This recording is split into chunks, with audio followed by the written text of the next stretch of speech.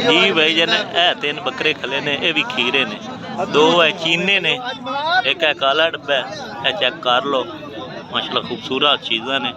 मैं भाई ने वीडियो बना सेंड कर ली, मोटे ताजे बकरे ने। अं और करें काला डब्बा एक जी है, 2 चीज़ डब्बा लड्डी च बड़े आउट क्लास बकरे चीज़ा चेक कर लो जी भाई जने 7 बकरे की पहले तो वीडियो भेजी है, 6 आए ने, ठीक है, सारे खीरे बकरे ने माशाल्लाह, वजन वाले चीज़ा चेक कर लो तली ना।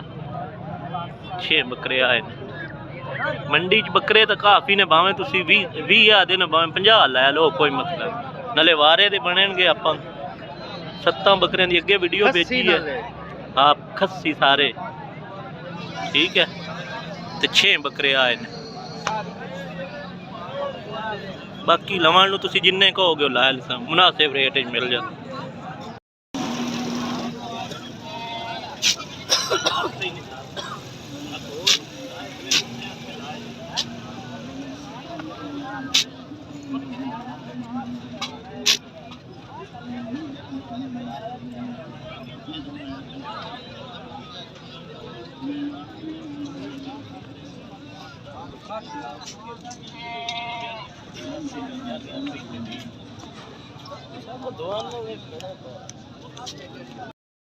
जी भाई जान है 6 बकरे ने, सारे चेक कर लो माशाल्लाह खूबसूरत चीज़ा ने, ठीक है, 6 बकरे आए ने, तसल्ली कर लो, सारे खीरे ने, नहीं सिर्फ 2 धोंदे ने। ढंग ढंग चेक करो, खूबसूरती चीज़ा ने,